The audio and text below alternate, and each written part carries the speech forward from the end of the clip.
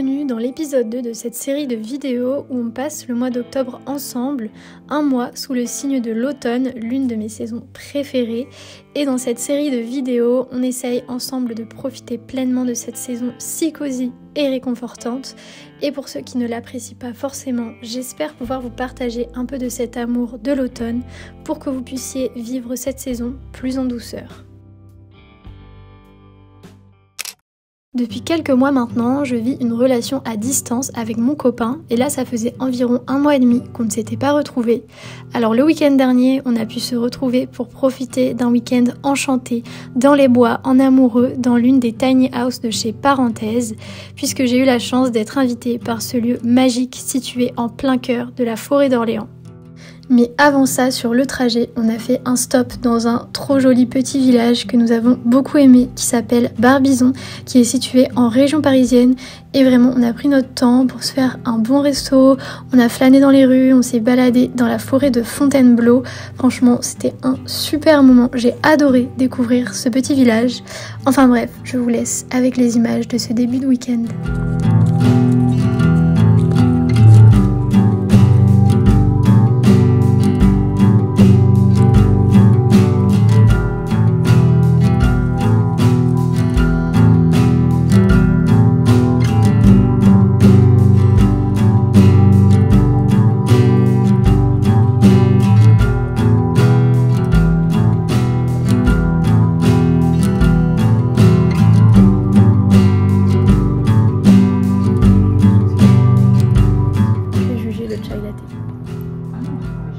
Est-ce que ça vaut le marbré qu'on fait à la maison? Franchement, il est très bon. Ah oui, il est bon. Non, je sais pas ce qu'il met, que ce soit ici.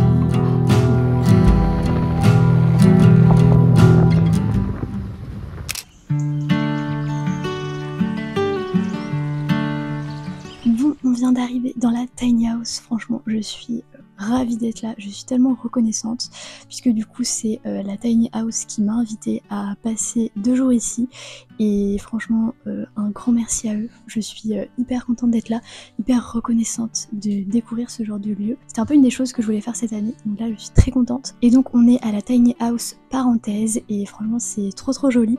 L'objectif d'une tiny house c'est vraiment d'avoir une petite maison mais qui est vraiment ouverte sur la nature, ouverte sur l'extérieur, etc. Et franchement j'adore. Regardez, déjà ça c'est le lit et on a la vue derrière, franchement c'est trop sympa, très ouvert sur l'extérieur. On est ici pour 2 jours et donc ce n'est absolument pas une collaboration ou quoi que ce soit, c'est simplement une gentille invitation de leur part et moi je suis libre ou pas de faire du contenu derrière. Voilà, je préférais vous le dire en tout cas. Mais en tout cas voilà, très heureuse d'être là, donc je suis là pour 2 jours avec mon copain et donc je l'ai retrouvé hier et avant de venir ici tout à l'heure, on s'est arrêté à un petit village qui s'appelle Barbizon et franchement c'était adorable. On a mangé dans un resto qui était très chouette. C'est un peu un petit village un peu chic on va dire de la région parisienne. Moi j'ai adoré franchement. C'était très vibe Gilmore Girls, mais pas dans le sens, pas les personnes qui y vivaient, mais plutôt l'ambiance en mode petit village, ça se voit que tout le monde se connaît, etc. Enfin, vraiment, c'était trop chouette, j'ai adoré ce village. Et on est allé se balader du coup au bout du village, en gros, il y a la forêt de Fontainebleau. Et on est allé se balader dans la forêt, on est juste allé vite fait, mais franchement c'était hyper sympa aussi. Et donc on s'est baladé dans la forêt, c'était très chouette. Enfin bref, là du coup, je pense qu'on va aller profiter du jacuzzi. Il y a genre un jacuzzi bain nordique, je sais pas faire la différence, mais donc on a un jacuzzi, donc je pense qu'on va aller en profiter et voilà. Et donc le programme de cette soirée, prochaine journée, puisque du coup on repart dimanche matin, là on est vendredi soir, c'est vraiment de profiter du lieu, de lire, faire du crochet, voilà, aller dans le jacuzzi, aller faire des balades, etc. Donc voilà, en tout cas je suis très contente d'être ici et j'espère que ce petit vlog en pleine nature vous plaira, ça change totalement de ce que je fais habituellement. Voilà.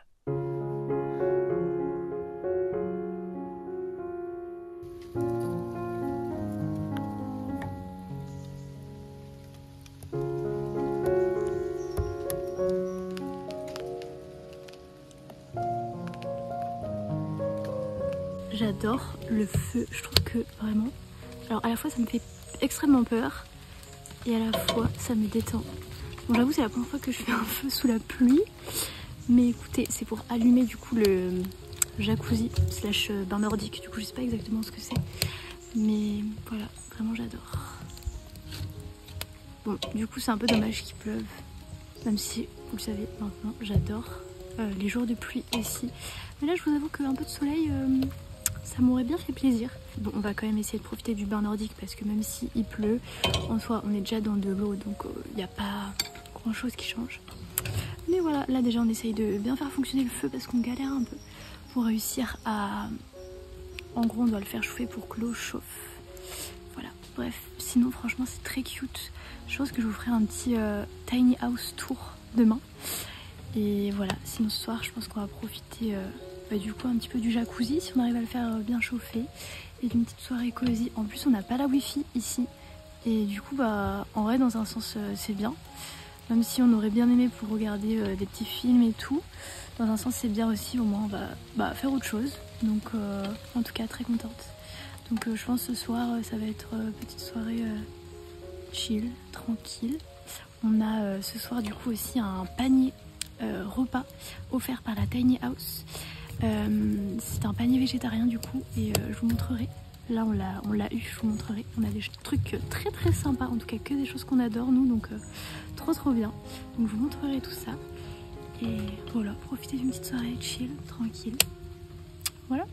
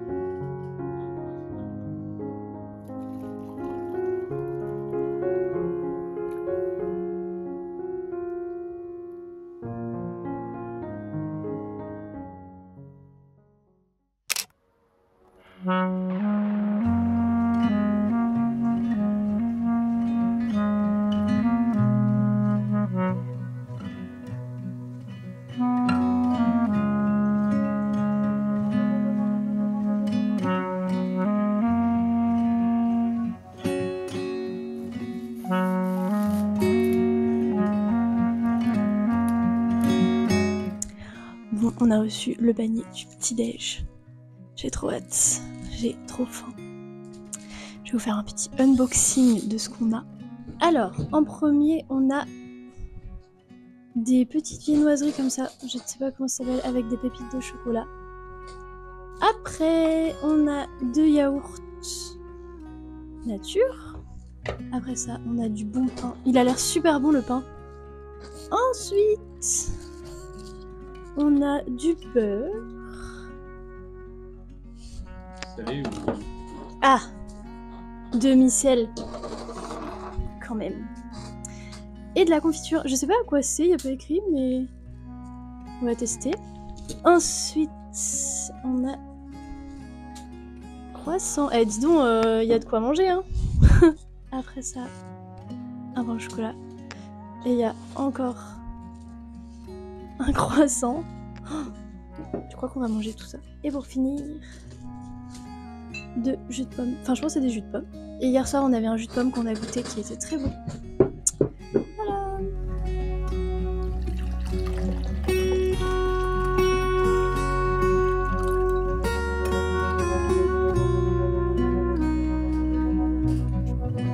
C'est peut-être de la pomme. Ça sent la pomme.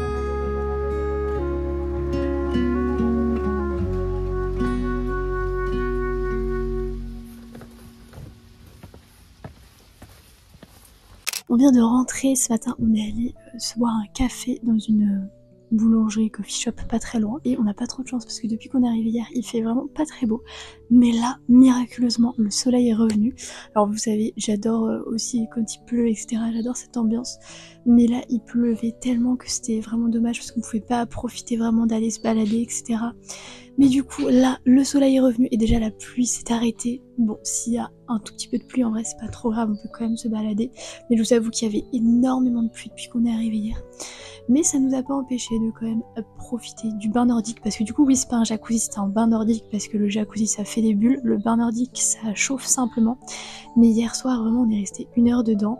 Même s'il pleuvait un peu, en vrai, c'était pas trop dérangeant. C'était tellement agréable. Donc bref, là on a beaucoup de chance puisque le soleil est de retour et au moins la pluie s'est calmée. Donc voilà, là mon copain est en train d'allumer le feu pour que en fin d'après-midi on puisse retourner dans le bain nordique. Donc c'est trop cool. En vrai, le lieu est hyper apaisant et hyper calme, donc c'est chouette. Je voulais vous faire du coup un petit tiny house tour. Pour vous montrer un petit peu la tiny house.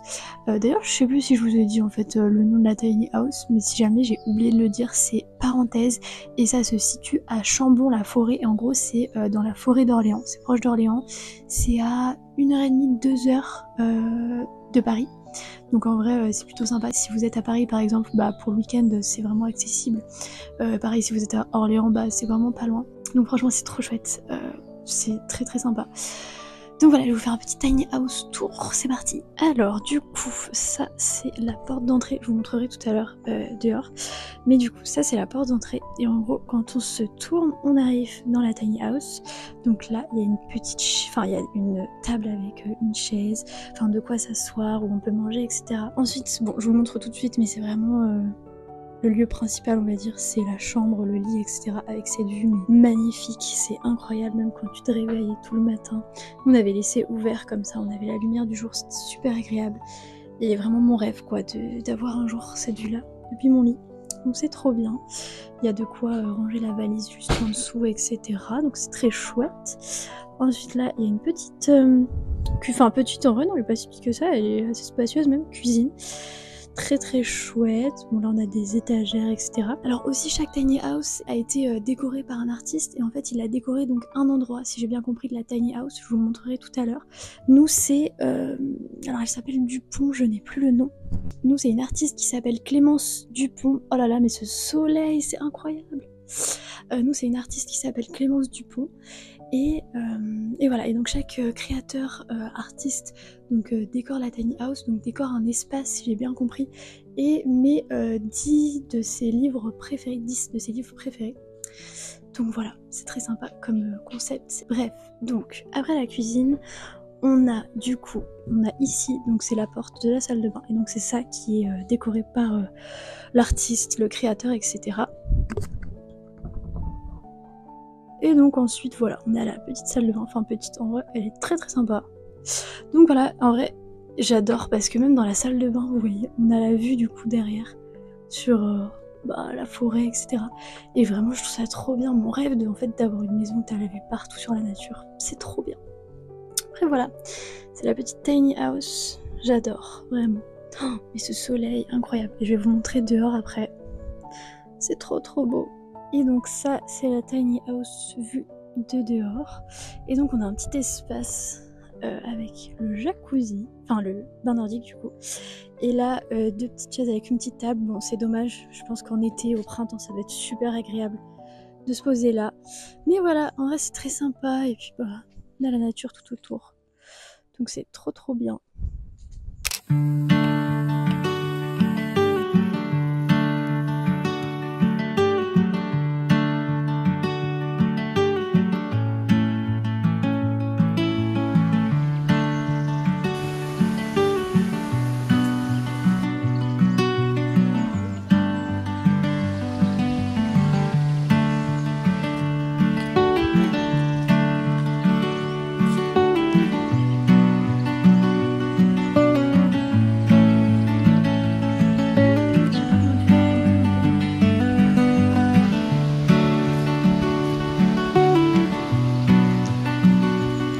C'est la cabane des souvenirs et en gros dans chaque tiny house t'as une petite fiole comme ça et tu peux mettre un de tes souvenirs les plus précieux et du coup après tu peux mettre ta petite feuille ici, ta petite fiole ici.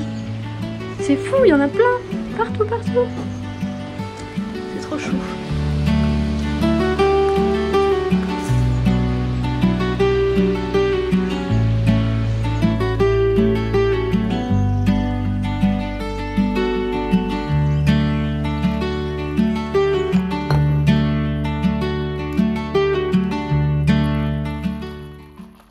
Bon, je voulais en profiter pour vous faire un petit update du coup de mes dernières lectures. Donc en premier, j'ai lu Parce que je t'aime de Guillaume Musso et je vais vous lire un petit peu ce que j'ai écrit à chaud parce qu'en gros, j'ai écrit 2 différents avis. J'ai écrit un premier avis en gros sans avoir vraiment fini le livre, un peu à la fin, un peu à chaud, et après, ensuite quand j'ai fini le livre, j'ai écrit un deuxième avis. Du coup en gros ce que j'ai écrit, c'est que j'ai lu ce livre en moins de 48 heures, j'étais vraiment à fond dedans comme tous les livres de Musso, je suis toujours vraiment à fond dans ces histoires, il y a toujours 10 000 plot twists, il se passe toujours beaucoup de choses, mais ce que j'ai écrit c'est que je crois que la fin m'a pas mal déçue.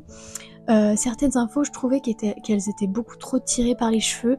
Il y avait aussi beaucoup trop d'informations, un petit peu dans tous les sens. Voilà, ça allait un petit peu trop dans tous les sens. Des questions aussi qui restent un petit peu en suspens. Du coup, à ce moment-là, avant que j'ai totalement fini. Et en fait, j'ai l'impression que Musso, il arrive vraiment à nous tenir en haleine tout au long du livre. C'est vraiment un truc qu'il arrive à bien faire. Mais au final, parfois, j'ai l'impression qu'il en fait un peu trop et qui nous tient un peu en haleine pour rien, et que des fois c'est un peu trop tiré par les cheveux. Et du coup, d'un côté, c'est des lectures que j'apprécie parce que je suis à fond dedans, et en même temps, d'un côté, au bout d'un moment, je me dis mais là c'est trop tiré par les cheveux. Donc d'un côté, j'aime ces livres, j'ai aimé ce livre, et d'un autre, ben pas tant. Ce que j'ai écrit aussi, c'est qu'il y a un côté psychologique qui reste hyper intéressant, et pour ceux qui ont lu du coup ce livre, vous comprendrez totalement pourquoi je dis ça, mais en même temps je sais pas dans quelle mesure aussi tout ça est possible. Et donc ensuite, après avoir lu l'épilogue, c'est, je trouve ça qui m'a un petit peu réconciliée finalement à l'histoire, parce que j'ai trouvé que l'épilogue était plutôt émouvant, et du coup ça m'a un peu réconciliée avec toute cette histoire un petit peu tirée par les cheveux, etc. Donc d'un côté j'ai été beaucoup déçue par la chute, et d'un autre l'épilogue m'a un peu réconciliée finalement avec le livre. Donc bref, en tout cas, ça reste quand même une bonne lecture, je pense, mais ça reste pas mal tiré par les cheveux. Je pense que je relirai en vrai d'autres Musso quand même, mais voilà. Ensuite, du coup, j'ai lu N'avoue jamais de Lisa Gardner, donc ça, je viens de le finir ce matin. Du coup, c'est un livre que ma maman m'a prêté parce que elle adore cette autrice. Je n'avais encore jamais lu cette autrice. Et alors, j'ai bien aimé en soi l'histoire. Je trouve que l'histoire est bien menée, le plot twist, et franchement, je m'y attendais vraiment pas. Mais d'un côté, je trouve que vis-à-vis de certaines situations et certaines relations dans le livre, je reste un peu en suspens par rapport à certaines choses. Il y a certains personnages qui ont un peu popé dans l'histoire comme ça, où je me dis bah finalement je sais pas trop à quoi ont servi ces personnages-là. Et en plus de ça, je crois que j'accroche pas du tout avec la plume de l'autrice. Enfin, j'aime pas trop comment elle écrit. Voilà, d'un côté je l'ai trouvé aussi un petit peu long. Après c'est peut-être aussi parce que juste avant j'ai lu Musso, et que Musso, enfin voilà, ça va dans tous les sens tout le temps, donc tu lis hyper rapidement. C'est une histoire, je trouve, qui est bien menée, il y a quand même un bon plot twist qui est pour le coup pas trop tiré par les cheveux, mais d'un côté ouais, je crois que j'accroche pas trop avec la plume de l'autrice. Je pense pas en vrai que je relirai un autre de ses livres, mais ça reste quand même une plutôt bonne lecture. Et celui-là je l'ai noté 3,5 sur 5 je crois, et le Musso je l'ai noté 4 sur 5. Donc voilà, et du coup ma prochaine lecture, j'ai trop hâte, c'est celle que j'ai du coup achetée avec vous dans mon dernier vlog, c'est 7 jours en Écosse de Mélissa Bellevigne, et donc j'ai trop hâte là vraiment de le lire. Donc voilà, c'était ma petite update lecture. Je viens de penser à une chose, je m'étais déjà fait la réflexion, mais c'est vrai que dès qu'en fait je vous donne mes avis sur des lectures, je vous donne mes avis, mais je vous parle pas en fait de quoi ça parle le livre, parce que j'ai toujours peur de spoiler, mais en fait je pourrais tout simplement vous donner au moins le résumé du livre, parce que peut-être que vous, ça vous donnerait envie de le lire. Du coup, pour le Musso, en gros, c'est l'histoire de Leïla, donc c'est une petite fille de 5 ans qui disparaît dans un centre commercial, donc elle est avec ses parents. Et en fait, 5 ans plus tard, Leïla, elle est retrouvée à l'endroit exact où on l'avait perdue, où on avait perdu sa trace, et elle est vivante, mais elle reste plongée dans un étrange mutisme. En gros, elle ne parle absolument pas. Et donc, il y a toute une histoire autour du fait qu'on l'ait retrouvée, du fait qu'elle ne parle pas du tout de ça, une histoire aussi entre son papa et sa maman, etc. Et il y a aussi 2 autres personnages qui vont venir se mêler à l'histoire. Et voilà, je peux pas vous en dire plus parce que sinon ça spoilerait le livre, mais en gros, voilà, en tout cas, c'est pour moi un résumé, je trouve, qui donne vraiment envie, enfin on a envie vraiment de savoir ce qui se passe. Donc en soi, je vous le conseille quand même parce que je pense que ça donne envie de savoir ce qui va se passer. Et en soi, la fin reste intéressante, mais voilà, bref. Sinon, pour Lisa Gardner n'avoue jamais, en gros, c'est l'histoire d'un homme qui est abattu de 3 coups de feu à son domicile. Et quand la police arrive sur place, il retrouve en gros sa femme qui s'appelle Evie, avec l'arme en main. Sauf que cette dame-là a déjà en gros tué son père quand elle avait 16 ans. Et en fait il y a toute une enquête qui va se mettre en place avec d'autres personnages aussi qui vont arriver par rapport à d'autres histoires criminelles. Et en fait l'idée ça va être de découvrir si oui ou non c'est elle qui a tué son mari, etc. Et franchement, bon, je vous ai déjà donné mon avis du coup tout à l'heure, mais franchement c'est quand même hyper intéressant je trouve. Voilà, et du coup pour 7 jours en Écosse, du coup je vais vous lire le résumé parce qu'en vrai je ne sais pas du coup de quoi ça parle puisque je l'ai pas encore lu. En gros du coup c'est l'histoire de deux protagonistes qui sont en couple, sauf que du coup la protagoniste qui s'appelle Marie, elle commence à en avoir marre un peu de toute sa vie, etc.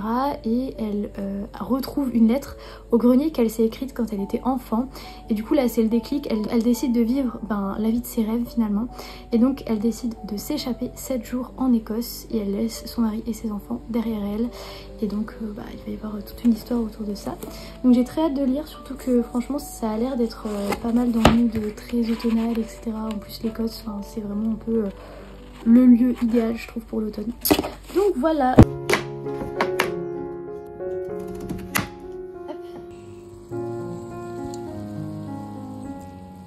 C'est un curry avec des pois chiches, potimarron, oignons et du riz.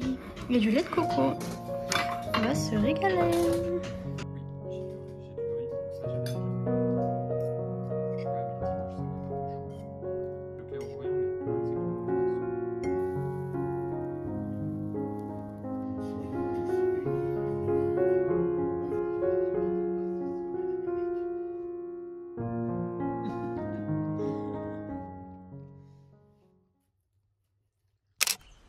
Le dimanche matin, on s'est levé tôt pour packer nos affaires, déjà très nostalgiques de ce merveilleux week-end. On a pu profiter une dernière fois du lieu, puis on est rentré et on s'est dit au revoir jusqu'à nos prochaines retrouvailles et je suis rentrée chez moi. Je tenais à remercier la Tiny House Parenthèse pour nous avoir permis de vivre cette fabuleuse expérience et j'espère que vous aussi, vous aurez l'occasion de pouvoir la vivre. Et pour cela, Parenthèse m'a gentiment communiqué un code promo que je vous affiche à l'écran, ce qui vous permet d'avoir une remise de moins 15% sur votre réservation jusqu'au 17 octobre 2025. J'espère que ce deuxième épisode des October Diaries dans une cabane dans les bois vous aura plu. Et moi, je vous dis à la semaine prochaine pour l'épisode 3 et je vous fais des bisous!